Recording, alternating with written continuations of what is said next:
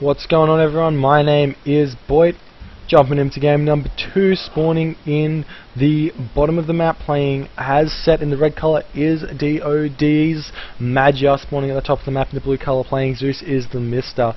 Madja up 1-0 in this however many games they played series, and really displaying why he's renowned as one of the best players in the game at the moment.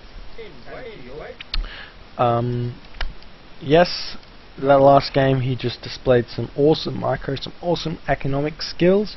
I don't think that Mr. played to his best ability when he's played some really nice games before. I guess he just hasn't had to deal with set recently, at all, so maybe he just doesn't know how to play against them.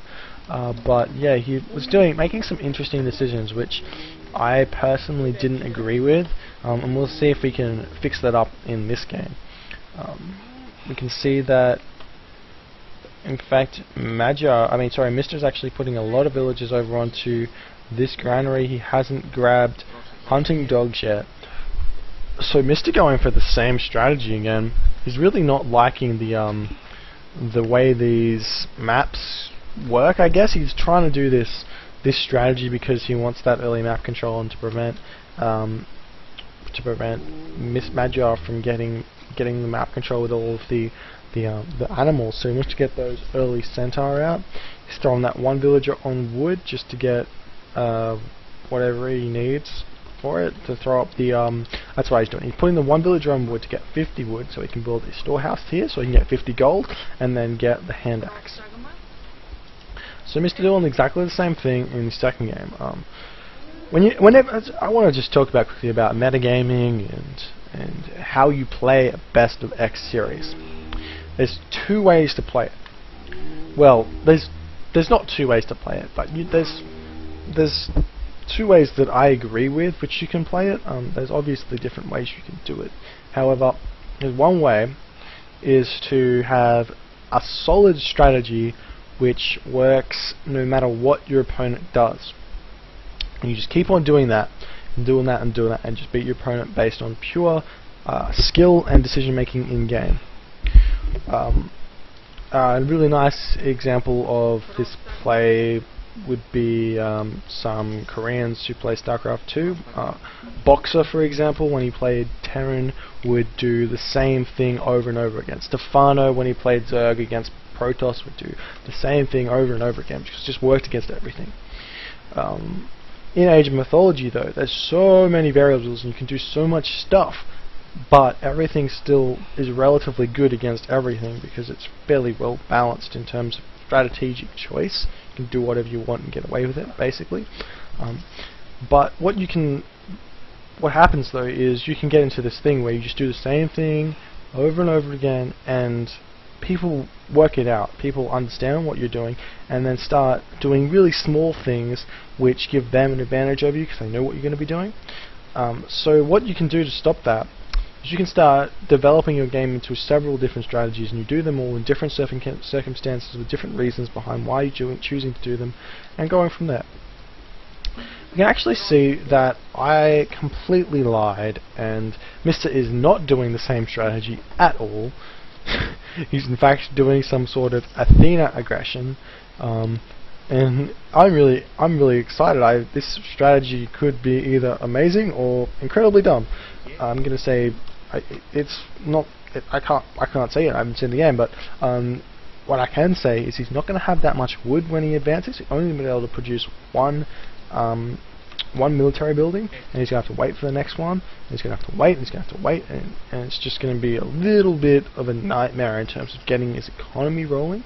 However, because he advanced, getting his military rolling, because he advanced so early, he can get that map control. He can prevent those Orcrocs from really doing anything. However, you can see Madja through Petard going to be sending in these units right now, going to get a really nice Shifting Sands onto Mr. Mr. not going to be able to do anything to stop it. Shifting Sands going down, picking off 3 villages right there off of the back wood, which is going to be massive there. Madja now pushing in with some priests and pharaohs there, going to be picking off one of those villages. Right, actually not picking off a village, actually managed to retreat that back.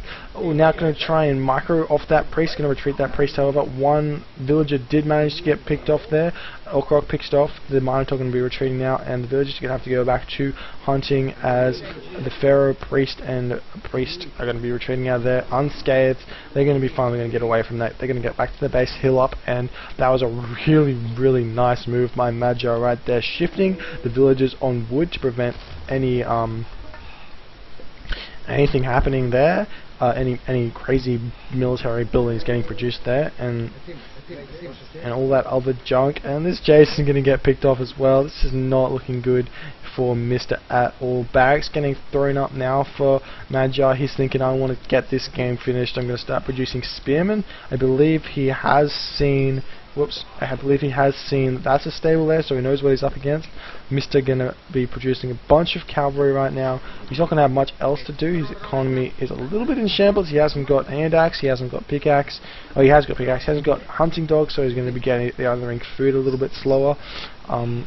And he's going to be in a really tough spot when Magi decides to push out and put some aggression on, which he's already doing. He's got a couple units out and he's already going, okay, I've got this, guys. Just sit back and watch me show you how to kill Zeus with Set. Going to be able to pick up a bunch of damage to that Minotaur there. Nothing which Mr. can do to prevent that. Stables going out there. The second stable popping up now at the 6-minute mark. See, that's what I mean there. Because those villagers got shifted, he didn't have wood to produce more stables, and now at the 6-minute mark, when you would normally have 5 military buildings up if you were playing in Athena style, he's only got 2 military buildings up. So now Magi is going to be pushing in here. He's got a bunch of these spearmen. He's going to be microing that Minotaur down, killing it easily, and killing off all of these Hippicon without a problem. The priest dealing ridiculous amounts of damage, and this Watcher going to town on all of those Hippicon as well as those spearmen, picking up everything. You're losing very little units for Magi. Magi picking off the Jason as well, and Mr. tapping out GG 6 minutes and 49 minutes in. The strategy that he chose to do would have been awesome if that shifting sands didn't exist. Would have been awesome if the shifting sands didn't exist.